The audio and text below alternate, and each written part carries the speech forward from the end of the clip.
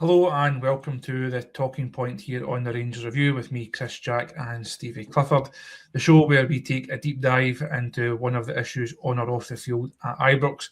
As regular viewers will know, a few weeks ago, myself and Stevie sat down to preview a wee bit of the January transfer window and to look ahead to a defining run of games that were either going to make or break Rangers Premiership title hopes. There was the defeat at Tynecastle in there, which we'll come on to, but outside of that, we've had a couple of encouraging results and performances, including a certain Old Firm win at Parkhead and also 2 against Aberdeen. So here we are, heading into the next tranche of Premiership fixtures. Before we get into it, Stevie, how are we and how's the mood after over the last couple of weeks? Well, the Rangers mood's really good. They've surprised me. They've went above my expectations, and we're now in a position in this window where it's quite exciting. So there's a part of me that says be grounded and take it a game at a time, etc., which I actually think's the obvious and best way to do it. And there's the other side of you that's saying to you in your head, this might just actually be happening. So we just need to listen. At least we have that, because we haven't had that in a very long time.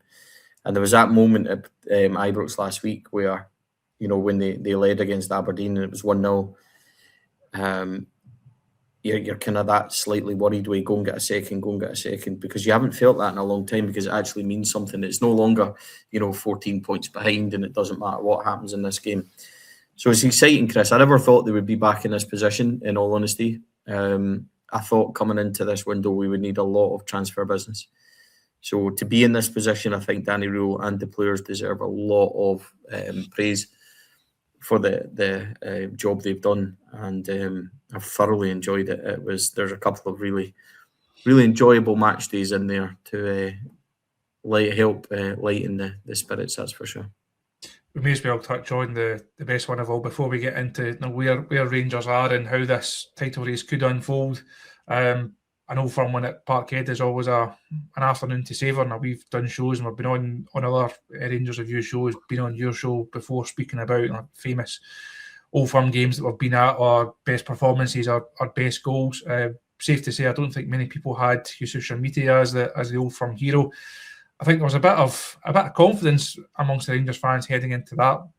You look at where Celtic where Celtic are still. I think there was a bit of confidence there, but that afternoon feels like a big one. And you think back to just a couple of weeks before, after Tynecastle, I was a bit deflated. Thought that felt like a big game that passed Rangers by. And they thought, well, if they've fallen that far behind, there's a lot of work to be done on the squad. Can they go and rebuild momentum? Can they go and win a big game? If they can't win at Tynecastle, can they win at Parkhead? But the contrast between those two afternoons is quite something. And if you're a squad of players and you can't take a bit of momentum and a bit of confidence out of a derby win like that, then you're in the wrong place, aren't you? Yeah, and I think they have, in fairness. What we got against Aberdeen was 2 very controlled and professional performances where it looked like they actually believed in themselves.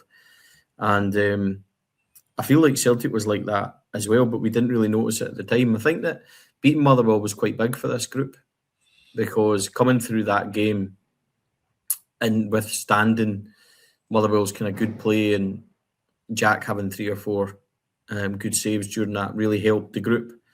And I think they did play well. I think they defended well. And I think once they came through that and thought, well, we'd beat a good side here, because Motherwell are a good side. Once they came through that, I think they got a bit of confidence from that, and they picked up, didn't they? But the win at Parkhead, they were awful in the first half, weren't they? I mean, that could have been anything. That was very much like Tynecastle all over again. And then they got it fixed at half-time, which is really encouraging. And they just seemed to be very comfortable in what they were doing. It was nice of Celtic to be so hospitable and so welcoming in that second half, just to, not put up any resistance really, which was good. But they've taken that victory into the 2 games against Aberdeen, and they were excellent, very controlled, very professional performances. Nothing exceptional, but they were just, dare I say it, they were just standard victories. If you can start winning games like that and they look very standard, then we're in a good place. And I think once you realise that, and the run we went through, I mean, we all said, to be in a race, you need to get 18 out of 21 or 19 out of 21. I was setting my sights for 15 or 16, I thought was more realistic. I genuinely thought out of the 7, could we win 5 and maybe get a draw? And I thought we'd get beat somewhere. So the way it's worked out has been excellent. It's helped that Celtic had 33 glorious days under Wilfred Nancy, which we're all very appreciative of. Aberdeen haven't caused us that much issue because they were starting to come close, and I thought they might push, but they would do what Motherwell have done. But it's Motherwell that kind of pushed us from that bit. Hibs are still there and kind of steady as well, and that leaves you with Hearts. And Hearts, in fairness to them, they've ground out a couple of victories, which over Livy and Dundee, which you would think would be better for them goal scoring wise. They've not quite managed it. And I wonder if they're starting to, it's a different kind of pressure that they're under now because they're leading. They have Celtic in a couple of weeks. And the pressure they're under now is everyone can't wait for them to lose one game so they can say that's them. They're rubbish. They're back to normal. So it's a different kind of thing they're dealing with. So it's going to be interesting to see what they do in the coming weeks. They are a good side. Are they as good as their league position tells you at the moment? I'm not so sure. I think the other two, ourselves included, have been right off it. So it's very much a 3-4 way race for the title at this moment, and we just need to wait and see what comes of Hearts. But victory at Parkhead for us was huge. I think is this right in saying this? It felt like it normalised this Rangers team, that they've you can have a bad half, but you can then go and win it because you do have the quality there. And I think, as I said, they took that into 2 really professional wins against Aberdeen. So it was very enjoyable to see how bad Celtic were in that game in the second half. So that was good from our point of view. But it was a game, Chris, that I think the players would take a lot from, but has also had extra significance for the football club, which I'll maybe come to in a bit. I think there's two aspects to look at through this whole run. I think you can look at the manager and you can look at the squad. So I'll take the manager if you want to talk about the kind of impact it's had on the squad and some of the belief that I think it's put back in the group internally and the fans putting into that as well. For me, the manager deserves a whole load of credit for the way that he has. One, the way that he's conducted himself. 2, the results and performances.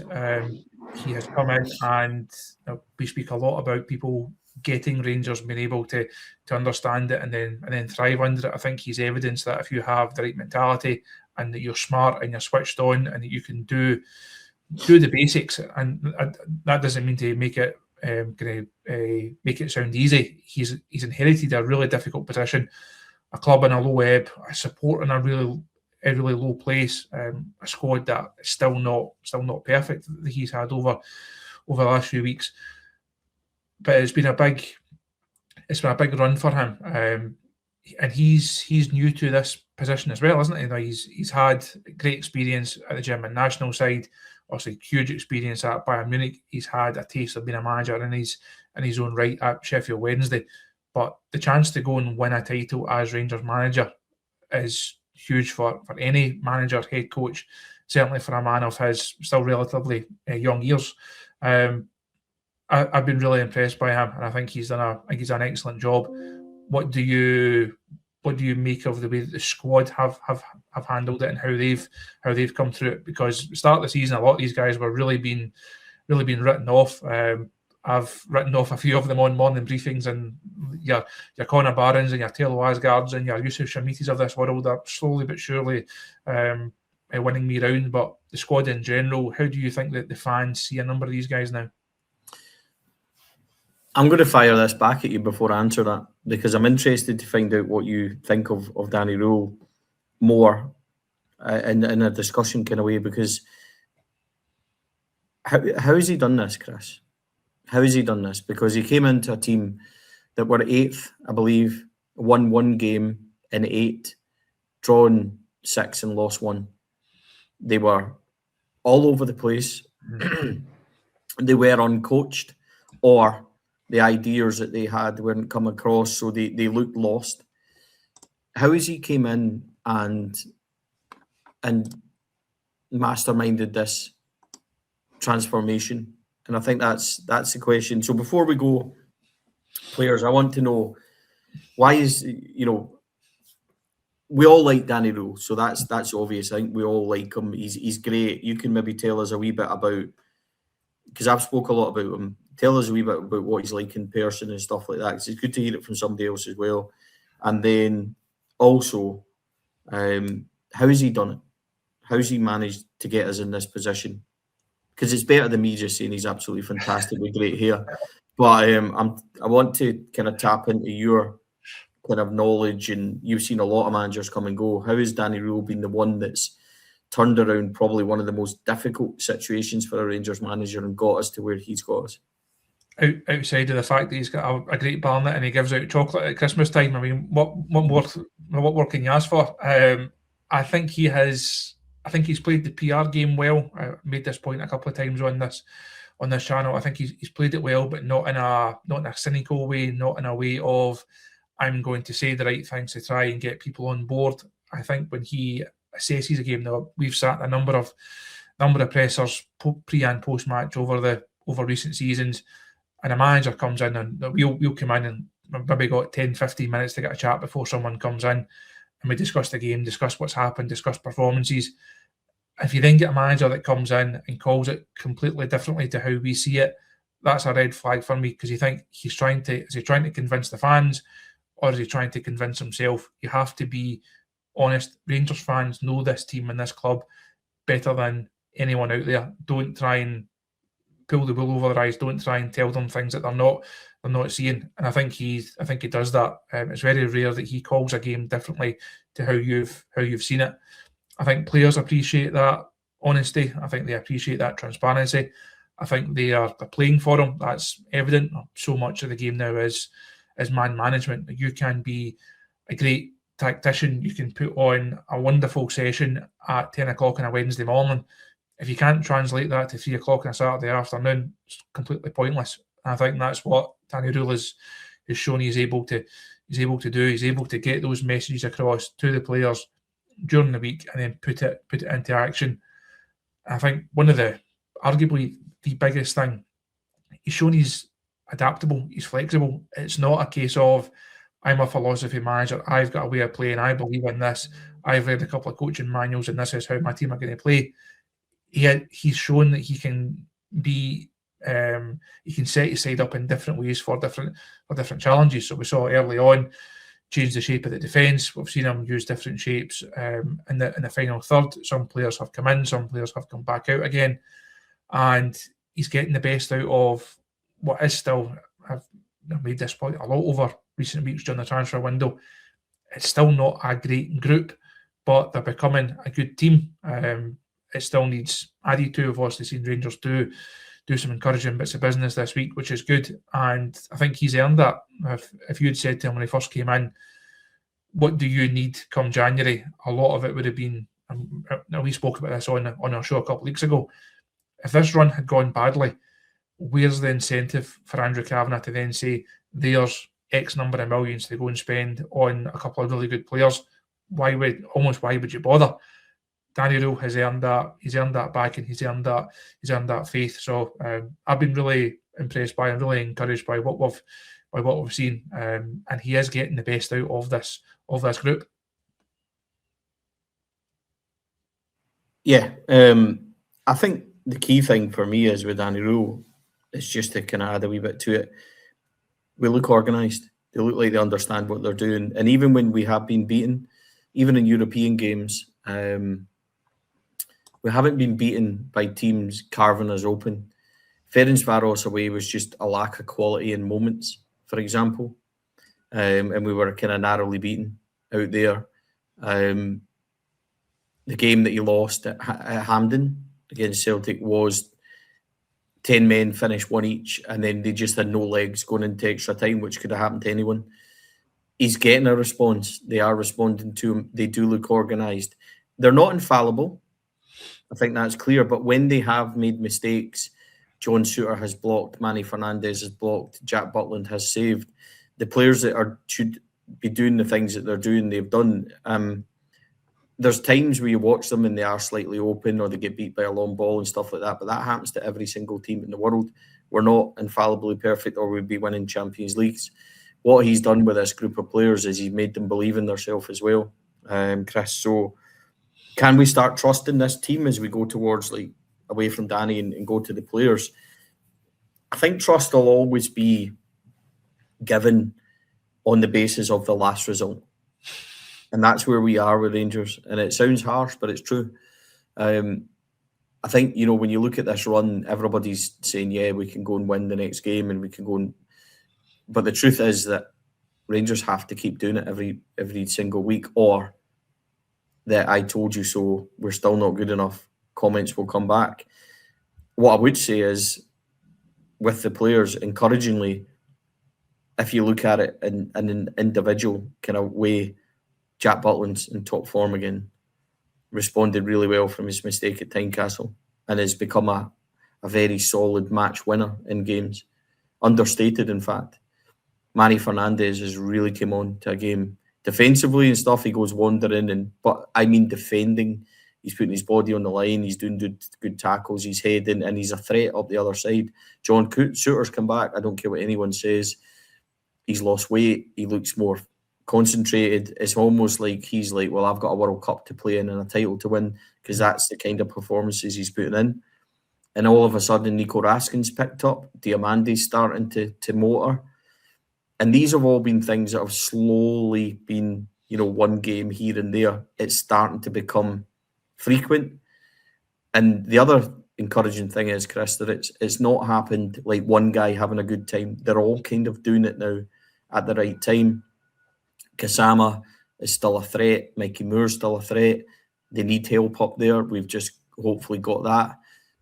They still need a goal scorer, but there's still things happening. They're recognising where it needs to be strengthened. And then when you look at Chugwani, you look at Romans coming in, these are big players for us. So I think they're addressing what they need to do. And the question of trust is always going to be a kind of a nervous one, because until they really start winning trophies, you're always going to question them.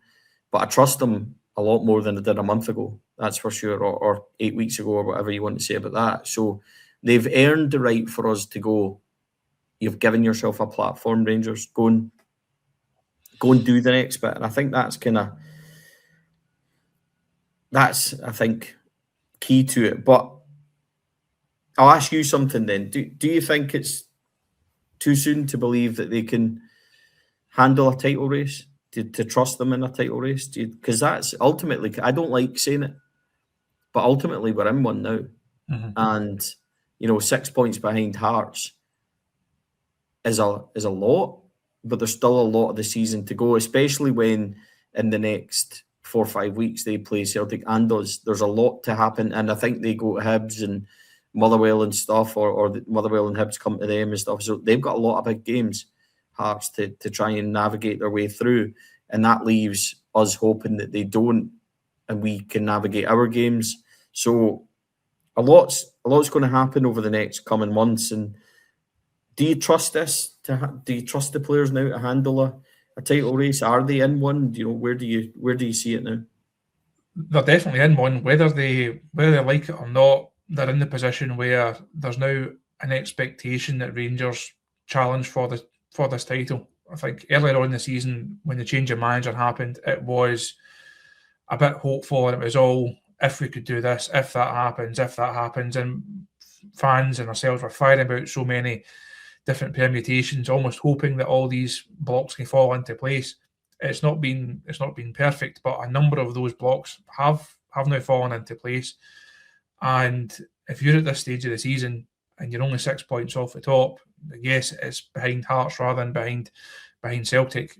If you look at where 3 clubs are, 3 managers are, 3 squads are, and 3 supports are, Rangers fans are rightly kind of riding a bit of a crest of a wave right now, and they believe that now this is on. They believe that the title is there to be won. I think if you look at the business that's been done so far, I think there's a feeling around about the club that the title's there to be won as well, and they believe that they have to go and give this a really good shot.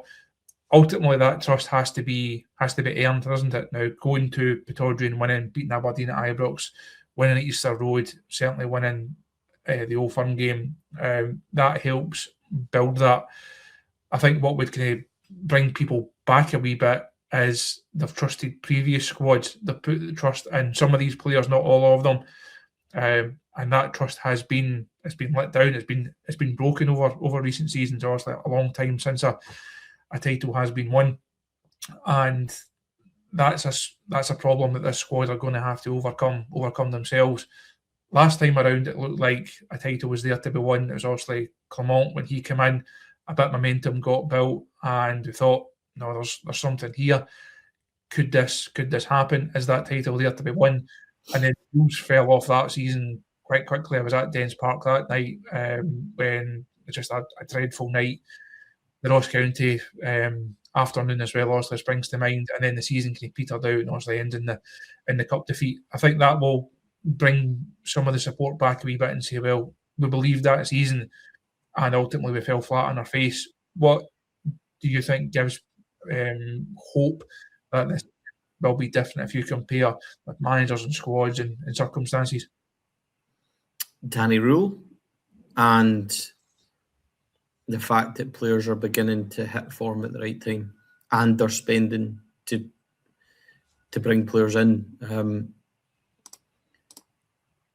It's difficult, isn't it? Because you are hurt by that collapse. That Motherwell game triggered a series and run of results. And it was funny how you talked about Danny Rule. I remember being with you in Dens Park that night. We went into press room and Philippe Clement told us that Rangers were fantastic and, you know, should have won the game and stuff. And I looked at you and I was ready to say some choice things and didn't ultimately. So, and that was on the back of getting beat, I think, on Ross County the previous Sunday. So, yeah, look, it's always going to be there. And I think that's what I was talking about when you talk about trust and that nervousness around this squad. It's always going to be there, Chris. But squad's changed quite a bit from there. Only really Tav and Nico and stuff are there, Diamandi maybe. But this is a different squad now, I think, today. And it's a different leader. It's a different ownership.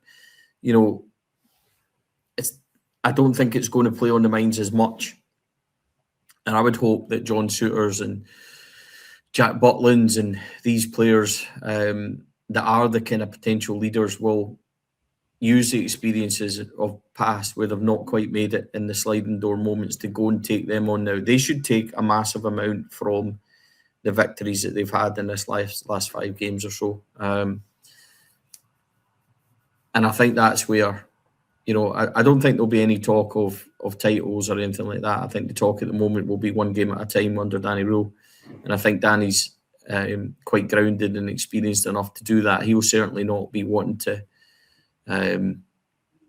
you know, show excitement or kind of try and get too early too soon. So he gives me a lot of encouragement on what he's managed to do with a squad that I don't feel that's been firing or good enough. Now that he's got the quality in around him, it's a different kind of expectation again. So it's difficult. You cannot say that those things don't play in your mind because they do. But the only way the team are going to show that, Chris, is by winning these games, and that's what they have to do. I suppose then my question back to you is there is a lot of questions about leaders' mentality, etc. Are they fair? And I would probably answer it for you and say I think they are.